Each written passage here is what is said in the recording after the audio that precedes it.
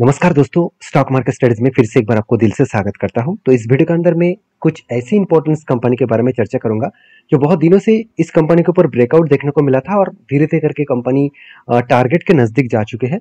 तो किस point of basis से मैं इस कंपनी के ऊपर मैंने एंट्री लिया था और कहाँ तक मेरा टारगेट है, वो सब कुछ मैं डिस्कशन करूंगा। तो इस वीडियो को लास्ट तक देखना और इस कंपनी के ऊपर नेक्स्ट जो मेरा व्यू रहेगा वो भी मैं आपके साथ शेयर करने वाला हूँ। तो सबसे पहले मैं डिस्कशन करूंगा उज्जीवन फाइनेंशियल सर्विसेज लिमिटेड के बारे में। देखिए, उज्जीवन फाइनेंशियल सर्विसेज लिमिटेड आप सभी जानते हैं उज्जीवन ग्रुप के ही एक कंपनी है और उज्जीवन फाइनेंशियल सर्विसेज बेसिकली एक एनबीएफसी है। और मुझे इस एनबीएफसी के ऊपर बहुत शानदार तरीके से परफॉर्मेंस देखने को मिला। अभी बहुत शानदार परफॉर्मेंस क्यों बता रहा हूँ, ध्यान से देखना। कंपनी के सबसे जो मुझे बेस्ट पॉइंट लगा वो है कंपनी का आरओई, जो रिटर्न ऑफ इक्विटी किसी भी फाइनेंस कंपनी के लिए ऑब्वियसली 20% के ऊपर होना चाहिए। यहाँ पे कितना है, 30% के ऊपर। और दूसरी बात, इसका पी रेशियो अराउंड 8%, 8 के आसपास है, जो इंडस्ट्रीज पी रेशियो 23 के आसपास है। मतलब पी रेशियो जो है वो आपको सस्ते के हिसाब से देखने को मिला। और बेसिकली इस कंपनी के ऊपर जो एनुअली इनकम है वो करीबन 1140 के आसपास एनुअल इनकम देखने को मिला। तो पॉइंट ऑफ व्यू से बात करें तो कंपनी के ऊपर जो आरओसी है, आरओई है, साथ ही साथ वैल्यूएशन है, वो सब कुछ ठीक ठाक है। तो मैं इतने सारे पॉइंट्स क्यों डिस्कशन कर रहा हूँ, क्योंकि देखिए जब मुझे इस कंपनी के ऊपर एक एंट्री मिला था तब मैंने आपके साथ ये भी शेयर किया। चलो मैं एक बार आपको दिखा देता हूँ। कुछ इस तरीके से पैटर्न्स बना था, कुछ इस तरीके से पैटर्न्स बना था। जब यहाँ पे पैटर्न्स बने एक कप का, उसके बाद एक छोटा सा हैंडल पैटर्न बने, तो कप के बाद एक हैंडल पैटर्न बने, उसके बाद फाइनली देखिए किस तरीके से ब्रेकआउट हुआ। और कंपनी ब्रेकआउट करने के बाद देखिए धीरे धीरे करके कंपनी यहाँ पे ऊपर जाने का कोशिश कर रहा है। अभी क्वेश्चन ये भी आएगा कि सर वो टारगेट अचीव क्यों नहीं हुआ, इतने दिनों की टाइम लगा। क्योंकि इसी का ही जो सब्सिडरीज कंपनी है उज्जीवन स्मॉल फाइनेंस बैंक, अगर उसको देखेंगे तो उसके ऊपर लगातार एक करेक्शन का माहौल देखने को मिला। देखिए एक ही ग्रुप के दो कंपनीज का अगर फिलहाल के हालत देखेंगे तो एक कंपनी भागता हुआ देखने को मिले और दूसरा कंपनी गिरते हुआ देखने को मिले। तो देखिए दोनों कंपनी अच्छा परफॉर्मेंस अभी कर रहा है, तो दोनों कंपनीज के ऊपर फोकस रखना जरूरी है। तो मैंने उज्जीवन फाइनेंशियल सर्विसेज के ऊपर स्टडी किया और इसके ऊपर मैं कंटिन्यू कर रहा हूँ। क्योंकि जिस तरीके से यहाँ पे कंपनी देखिए डाउन हुआ था, जब डाउन हुआ तब मैंने एक चीज़ों को नोटिस किया कि जब डाउन हुआ था तब वॉल्यूम बहुत वीक हो रहा था, मतलब कंटिन्यूसली सेलिंग प्रेशर देखने को मिला था। उसके बाद धीरे धीरे करके देखिए रिकवरी भी करना कोशिश किए, मतलब बेस्ट तरीके से यहाँ पे सिचुएशन क्रिएट हुआ जो आगे बढ़ने के लिए काफ़ी है। और मुझे लगता है जो लेवल्स निकल कर आ रहा है करीबन करीबन 718 रुपीज़ के आसपास, तो एक बेस्ट तरीके से यहाँ पे सिचुएशन क्रिएट हुआ, जो सिचुएशन कंपनी को आगे बढ़ाने के लिए, बूस्ट करने के लिए काफ़ी है। बाकी इस चीज़ों को आपको समझना पड़ेगा कि किसी भी कंपनीज के ऊपर जब भी आप काम करने के लिए जाएंगे तो आपको दो चीज़ों को ध्यान रखना है। पहली चीज़ क्या है, पहली बात यह है कि उज्जीवन स्मॉल फाइनेंस बैंक के ऊपर डेटा देखेंगे तो कंपनीज को देखिए लगातार एक जर्नी होने के बाद एक थोड़ा सा करेक्शन भी हुआ था। अभी करेक्शन होने के बाद फिर से रिकवरी क्यों हुआ, ध्यान से देखना। कंपनी जो क्वार्टरली जो रिजल्ट आया था फरवरी मंथ में, तो फरवरी मंथ में इसका जो एक्चुअली रिजल्ट आया था उसके बाद कंपनी के ऊपर देखिए रिजल्ट का डेटा यहाँ पे देखने को नहीं मिला। तो एक बार मैं फिर से आपको इस डेटा को दिखा देता हूँ कि कंपनी के ऊपर एक्चुअली क्या हुआ था। अगर मैं Ujjivan Ujjivan small finance bank नहीं, अगर उज्जीवन फाइनेंशियल सर्विसेज के डिटेल्स के बारे में बात करो, ध्यान से देखना। कंपनी की जो प्रॉफिटेबिलिटी ग्रोथ है वो प्रॉफिटेबिलिटी ग्रोथ पिछले क्वार्टर की तुलना से कम हुआ और कम होने के कारण कंपनी के ऊपर एक प्रेशर बनता हुआ देखने को मिले। क्योंकि देखिए अर्निंग पर शेयर जो 18.5 रुपीज़ था वो घट के 17 रुपीज़ हो चुके हैं, मतलब अर्निंग पर शेयर में यहाँ पे थोड़ा सा करेक्शन देखने को मिला और यही करेक्शन कंपनी के ऊपर एक प्रेशराइज बनता हुआ देखने को मिले हैं। तो जो लोग सोच रहे कि बीच में रिजल्ट आने के बाद यहाँ पे एक्चुअली करेक्शन क्यों हुआ था, ये जो करेक्शन हुआ उसके पीछे यही रीज़न है। अभी देखिए मुझे इस कंपनी के ऊपर स्ट्रेंथ बहुत स्ट्रांग लगा और मैं इस हाई लेवल तक, मतलब 717 रुपीज़ तक, तो इस लेवल तक मैं इंतजार करूंगा। और एंटी जहां से बना, अगर उस एंटी लेवल से मैं टारगेट तक देखूं तो ऑलमोस्ट जो टारगेट मिलने का चांसेस है वो करीबन करीबन आप बोल सकते हैं 75% के आसपास। अभी देखिए ये टारगेट मुझे अगर एक साल में मिले तो भी मेरे लिए फ़र्क नहीं पड़ेगा, और एक साल छोड़ दीजिए अगर मुझे 2 साल में मिले तो भी मेरे लिए फ़र्क नहीं पड़ेगा। तो मुझे नहीं लग रहा कि 2 साल लग सकते हैं, मुझे लग रहा है कि 1.5 साल के अंदर अंदर कंपनी टारगेट अचीव कर सकते हैं। इसका कोई 100% गारंटी तो नहीं है, फिर भी इतने सालों के एक्सपीरियंस के बेसिस में जो डेटा देखने को मिला उस हिसाब से मैं बोल रहा हूँ कि शायद 1.5 साल के अंदर अंदर कंपनी टारगेट को अचीव कर सकते हैं। तो मेरा जो व्यू है वो मैं आपके साथ शेयर किया हूँ, आपके क्या व्यू है जरूर कमेंट्स करना। नेक्स्ट जो कंपनी उसका नाम है बंधन बैंक। बेसिकली बंधन बैंक के ऊपर जो अपडेट्स है वो मैं आपके साथ शेयर करूंगा, क्योंकि बहुत सारे लोगों का मन में यही क्वेश्चन है कि बंधन बैंक सर क्या सचमुच पॉजिटिव बैंक है, क्या इस बैंक से कुछ फायदा मिल सकते हैं, क्योंकि बैंक तो लगातार गिरते चले जा रहे हैं। देखिए मैं अगर एक चीज़ को आपको साथ शेयर करूँ तो बंधन बैंक के जो फिलहाल के हालत है, वो हालत खराब होने के पीछे दो रीज़न है। पहली रीज़न क्या है, देखिए कंपनी के रेवेन्यूज में कोई भी चेंजेस नहीं है, रेवेन्यू तो ठीक ठाक है, 5,800 करोड़ से 6,000 करोड़ बन चुके हैं।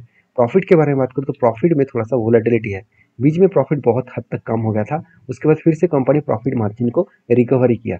मतलब सेल्स ग्रोथ भी ठीक है एंड प्रॉफिट ग्रोथ भी ठीक है। तो दो दिशा से देखा है तो कंपनी के ऊपर बेस्ट तरीके से परफॉर्मेंस देखने को मिला, जो परफॉर्मेंस कंपनी को आगे बढ़ाने के लिए काफ़ी है। बाकी इस कंपनी के ऊपर और एक चीज़ों को नोटिस करना, कंपनी के ऊपर जब टेक्निकली चार्ट पैटर्न्स को मैंने देखा तब मैंने आपको ये भी शेयर किया कि कंपनी के ऊपर सेलिंग प्रेशर बहुत स्ट्रांग है। क्यों सेलिंग प्रेशर स्ट्रांग है? क्योंकि लगातार देखा जाए तो कंपनी एक स्ट्रांगली रेजिस्टेंस को फेस करके वो बार बार नीचे आया, यहाँ पे भी नीचे आया, यहाँ पे भी नीचे आया और यहाँ पे भी देखिए नीचे आया। तो बार बार वो रिटेस्ट करके नीचे आया और फाइनली वो हाई लेवल में जाने के लिए यहाँ पे ज़्यादा टाइम लगा सकते हैं। क्यों? क्योंकि देखिए जो सेलिंग प्रेशर है उस जगह को मैं अगर मार्किंग करूँ और उस जगह में अगर वॉल्यूम के देखूँ तो देखिए नीचे आने के बाद वॉल्यूम तो यहाँ पे पॉजिटिव दिख रहा है, मगर यहाँ पे कंपनी होल्ड कर रहा है। क्यों होल्ड कर रहा है? क्योंकि 200 डेज मूविंग एवरेज एक स्ट्रांगली इसका रेजिस्टेंस है।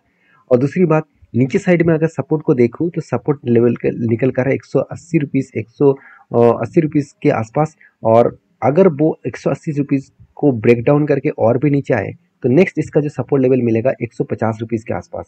तो ये कुछ लेवल्स है, इस लेवल्स को आप जरूर फोकस रखिएगा, क्योंकि कोई भी कंपनी इसके ऊपर काम करने से पहले उसका टेक्निकली चार्ट पैटर्न देखना बहुत जरूरी है। क्योंकि एज ए स्विंग ट्रेडर्स हम लोग स्विंग ट्रेडर्स करते हैं तो हमेशा चार्ट बहुत इंपॉर्टेंस होते हैं।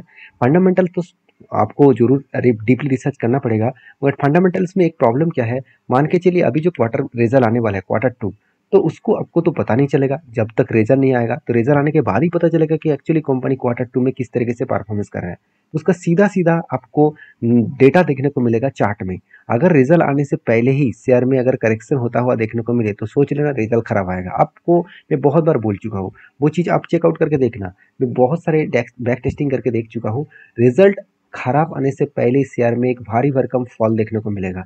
अगर रिजल्ट अच्छा आएगा तो उससे पहले ही चार्ट भागता हुआ शुरू हो जाएगा, रिजल्ट आने से पहले। तो एक क्लियर कट आपको अंदाजा मिल जाएगा चार्ट से कि कौन सा दिशा में वो जाने वाला है। और इसी चीज़ों को आपको समझकर सीखकर काम करना होगा, क्योंकि देखिए सीखने में शायद आपको थोड़ा सा टाइम लगे। एक बार अगर सब कुछ सीख जाएंगे, एक बार आप सारी चीज़ों को समझ पाएंगे तो आप इजीली खुद के डिसीजन खुद ही ले सकते हैं। किसी की जरूरत नहीं पड़ेगा, मेरे वीडियो भी देखने की जरूरत नहीं पड़ेगा, क्योंकि आप खुद के डिसीजन ले सकते हैं। तो नेक्स्ट जो कंपनी है उसके बारे में चर्चा करूँ, उसका नाम है एक्सिस बैंक ऑफ इंडिया।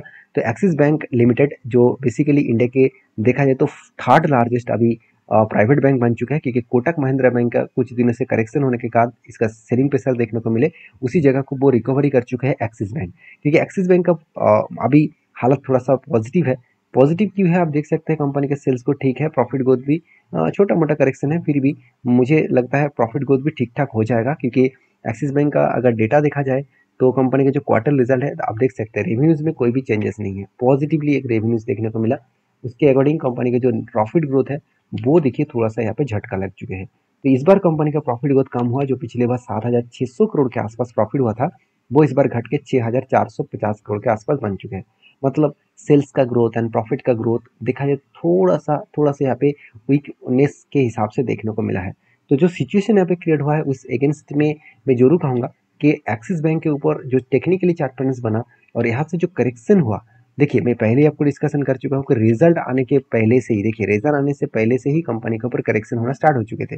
क्यों? क्योंकि रिजल्ट खराब आने का चांसेस था, तो इसीलिए देखिए पहले से ही करेक्शन हो गया था और रिजल्ट आने के बाद भी लोग करेक्शन होते हैं।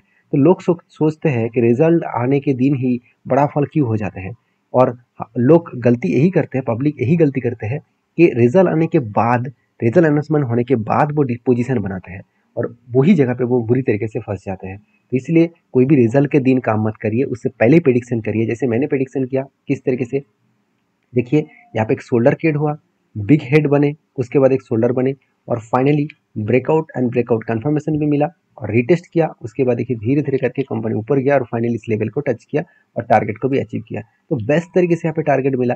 अभी टारगेट मिलने के बाद क्या मैं चुप बैठा हूँ? बिल्कुल नहीं, मैं इंतजार कर रहा हूँ और एक नया पैटर्न्स का, और मुझे लगता है बेस्ट तरीके से और एक पैटर्न्स देखने को मिल सकता है, क्योंकि यहाँ पे फाइनली एक रेंज यहाँ पे क्रिएट हो रहा है। वो रेंज कुछ इस तरीके से निकल कर आ रहा है, आप देख सकते हैं। यहाँ पे एक शोल्डर क्रिएट हुआ और बेसिकली इस शोल्डर बनने के बाद यहाँ से एक लंबा सा कप बनने की तैयारी में है। तो कप अगर बन जाए तो उसके बाद एक छोटा सा शोल्डर बन जाए तो और एक बड़ा धमाका मिल सकता है।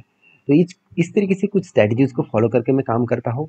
तो आपको भी अगर फॉलो करना है, सारी चीज़ों को सीखना है, तो मेरे चैनल के ऊपर बने रहिए, चैनल को सब्सक्राइब करिए और वीडियो को एक प्यारा सा लाइक करिए। और आप किस कंपनी के ऊपर वीडियो देखना चाहते हैं जरूर कमेंट्स करिए, मैं आपको जल्द से जल्द उसके ऊपर वीडियो शेयर करूंगा। मेरा ओपिनियन क्या है वो मैं आपके साथ शेयर करूंगा। तो प्लीज़ इस वीडियो को एज ए रिकमेंडेशन के हिसाब से मत लेना, सारी चीज़ों को आप एक बार स्टडी पर्पस में लेना।